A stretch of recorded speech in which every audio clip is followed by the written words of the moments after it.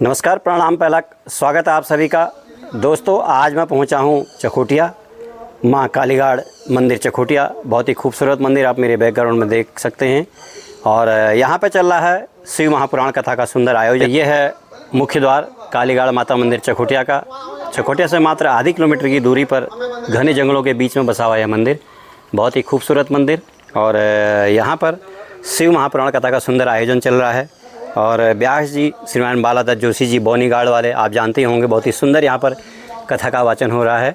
आपको थोड़ा सा मैं दृश्य दिखा देता हूँ कालीगाड़ माता मंदिर का। और जैसा कि आप देख सकते हैं, पूरा टीन सेट से कवर है ताकि बरसात का कोई व्यवधान ना हो। और स्टार्टिंग में छोटे छोटे मंदिर यहाँ पर बजरंगबली का, माता रानी का, भोले शंकर का। सावन का महीना चल रहा है।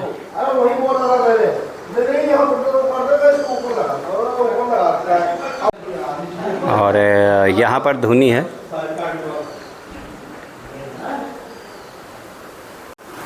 और यहाँ पर है माता का मंदिर।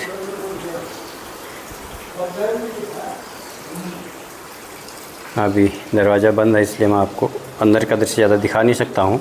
और शायद लाइट भी नहीं है अभी। और जस्ट यहाँ पर है व्यासपीठ। बालादत्त जोशी जी के वचनों को सुनने के लिए, अमृतपान करने के लिए यहाँ पर पहुँचे। बहुत ही सुंदर वाणी और उतनी ही सुंदर कथा करते हैं श्रीमान बालादत्त जोशी जी।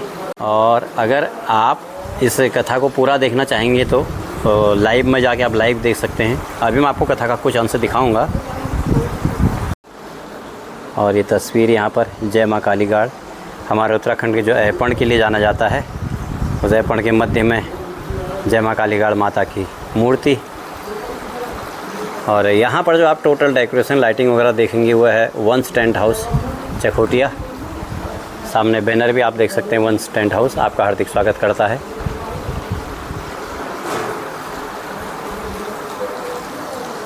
और प्रत्येक मंदिर की तरह इस मंदिर की भी अपनी कहानी है। और धीरे धीरे इस मंदिर का जीर्णोद्धार हुआ है।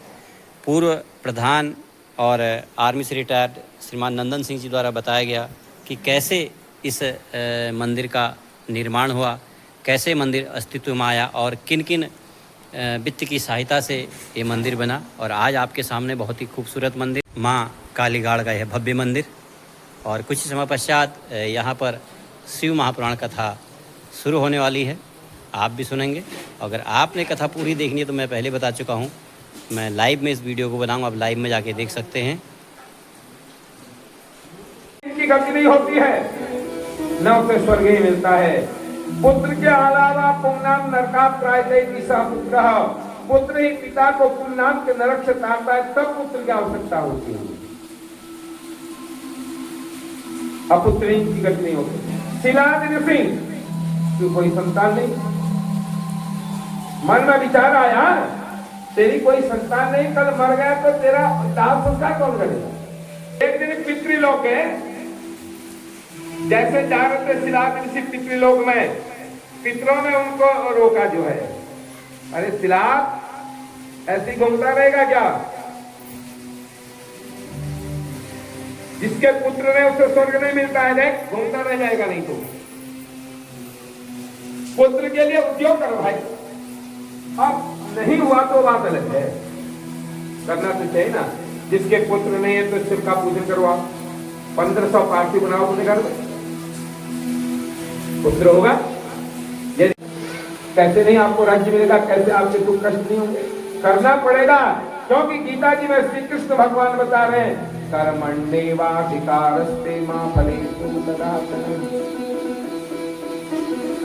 कर्म तो करना ही पड़ेगा, फल तो वो देगा क्या तुमने बीज बोया है। फल देने का काम उसका है। जैसा फल बोओगे, जैसा बीज बोओगे, काटोगे वैसे। उद्योग करना चाहिए। अब किस्मत में नहीं है तो बात अलग है। बेटे शिलाद, आप जाकर के जो है पुत्र का उद्योग करो और तुम्हारा उद्धार होगा जो है। ऐसा कार्य क्यों नहीं करते?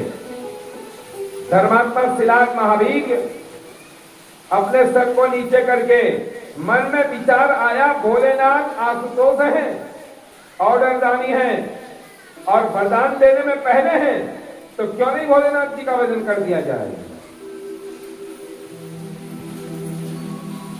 भस्मासुर को भगवान ने यही वरदान दिया था मेरे भाई ने। भस्मासुर था ना, कि महापुराण में कथा आती है, जा रहा है, नारद जी मिल गए। अरे उन्होंने कहा भस्मासुर कहां दौड़ना है बता। उन्होंने कहा मैं ये सोच रहा हूं कि जल्दी प्रसन्न भगवान कौन होगा जो जल्दी पुत्र दे देगा, वरदान दे देगा, मैं ये लिए जा रहा हूं। है तुम्हारे नजर में नारद जी, तो शीघ्र से मेरे को वरदान दे दे। उन्होंने कहा भाई यही है, और देवता तो बहुत देर लगाएंगे भोलेनाथ, एक आध महीने में तुझे वरदान दे ही देंगे, बस तू चिंता मत कर। तो उनका भजन कहाँ होना, कहाँ करना पड़ेगा इनका। अरे उन्होंने कहा इनका भजन तो कैलाश में ही जाकर के होता है, ऐसे वैसे नहीं होता है, और वहां नहीं भी जाता है। कहाँ? केदार, जिसकी कथा हम आपको बताएंगे, 12 ज्योतिर्लिंगों का। सौराष्ट्र में सोमनाथ, त्रिशैल पर मल्लिकार्जुन, उज्जैनी में महंकार ओंकार ममलेश्वरम, परल्याम वैद्यनाथम चौ काकिन्याम हिमसंगरम, सेतु वंदे पुराणेशम नागेशम दारुकावने, वाराणस्यम विश्वेशम त्र्यंबकम गौतमी तटे, हिमालय तु केदारम गौतमी संजह शिवालय, एतानि ज्योतिर्लिंगानि सायं प्रात पठे नरो सप्त जन्म कृतम पापम सम्रणे नश्यति। ये महापुराण में है कथा। सौराष्ट्र में सोमनाथ का पूजन कैसे किया गया, त्रिशैल पर मल्लिकार्जुन कैसे प्रतिष्ठित हुए, रामेश्वर, केदार में केदारखंड किसने बसाया इनको? ये हमारे हिंदुस्तान के मेरे भाई बहन ये खंबे हैं, इसी से हमारा भारत टिका हुआ है जो है। जब ये कहा तो शिव आशुतोष से भस्मासुर भी, उन्होंने कहा केदार खंड में गया, 1 महीना लगेगा पर वरदान देंगे भगवान। वो आशुतोष है, ऑर्डर दानी है, दयावान है। उसकी तो भक्ति बड़ी अनमोल होती है, ऑर्डर दानी शंभु दयावान होता है, उसे जो मांगे आप वो देने वाला है, भरपूर भंडार कष्ट हरने वाला है। वो ऐसा बोला है, नहीं सुनी होगी, मेरे को बताया नहीं होगा किसी। शिव पुराण में कथा भी आती है। अब भस्मासुर ने भी नहीं सोचा कि तू महीने तक तो बैठ गया, तू वरदानियां मांगेगा, चलो भगवान प्रसन्न भी हो जाए, उसके समझ में भी नहीं आई यार यहां बात। सोचा समझा, उसने समझे में बात करी बात। पार्वती जी साथ में है, बड़ी सुंदर है, बड़ी खूबसूरत है। अब मन जो है पार्वती पर आ गया, चलो पार्वती हाथ आ जाए तो बड़ा, और तो भी ग्रस्ता तो होता है। बस क्या था, उन्होंने मुद्दा समझा, ये भगवान ऐसे तो पार्वती को देंगे नहीं, ये तो पक्की बात है। अब इनसे ये वरदान मांगो कि जिसके सर पर मैं हाथ रखूं वो भस्म हो जाए, और ये वरदान मिला नहीं, मैंने पहले भगवान का ही हिसाब किताब कर देना, तब पार्वती साथ जाएगी। कैसी बुद्धि है देखो। वैसे ही शिला देवी मन में कह रहे भगवान आशुतोष से जल्दी बता रहे, उनको प्रसन्न कर लेना चाहिए। उन्होंने उठाया अपने कमंडल से जल भस्मासुर को तथा उन्होंने कहा मुझे ऐसा वरदान दो भगवान, मैं जिसके सर पर हाथ रखूं वो भस्म हो जाए। उठाया कमंडल से जल, भगवान ने वरदान दिया।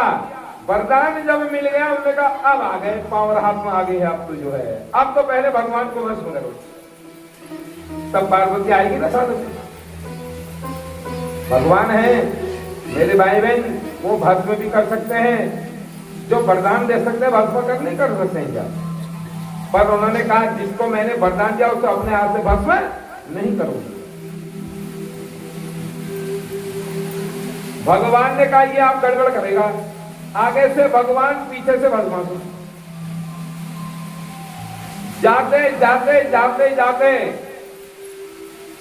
भगवान भोलेनाथ कहां पहुंच गए? स्वर्ग में। वहां भगवान बैठे हैं विष्णु भगवान। परिणाम क्या? विष्णु भगवान कह रहे भोलेनाथ कैलाश छोड़ करके यहाँ क्या हो गया? आगे मार्ग में आ गया, भगवान को बिठा दिया। तब तक दौड़ करके कौन है? उन्होंने कहा तुमने भगवान भोलेनाथ को देखा जाते हुए? अरे उन्होंने कहा भोलेनाथ से आज क्या काम पड़ गया तेरा इतना, क्या हो गया? उन्होंने कहा उन्होंने मेरे को वरदान दिया है। उन्होंने कहा कौन सा वरदान दिया? उन्होंने कहा भस्म होने का।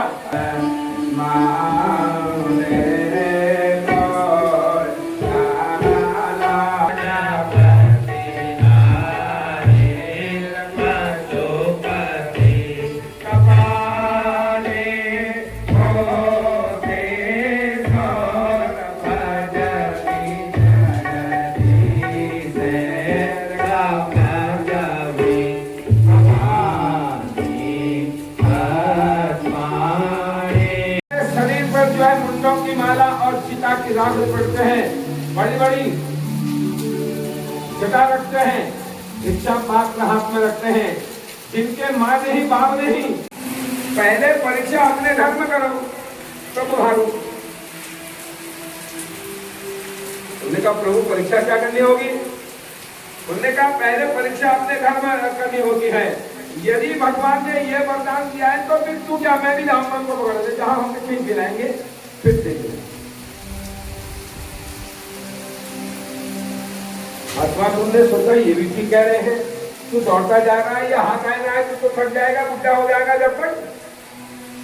और वरदान दिया और नहीं चाहिए मुझे, थोड़ी गर्मी होने लग जाएगी तो हटा देना। हाँ मैं कहूंगा तुझे वरदान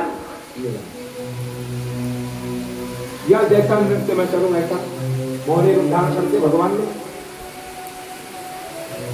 हाँ उसने कहा ठीक है। भगवान ने मोहनी रूप रखा, जैसा मैं नाच रहा हूं तुझे भी नाचना पड़ेगा। भगवान ने इतना मोहित किया, इतना मोहित किया, इतना मोहित किया भगवान को। भगवान ने अपना दाहिना हाथ अपने सर में रखा, हम नाच रहा तो ऐसी है। भगवान ने अपना दाहिना अपने हाथ में सर में रखा और जैसे ही रखा तब तक अग्नि निकले और वही भगवान तो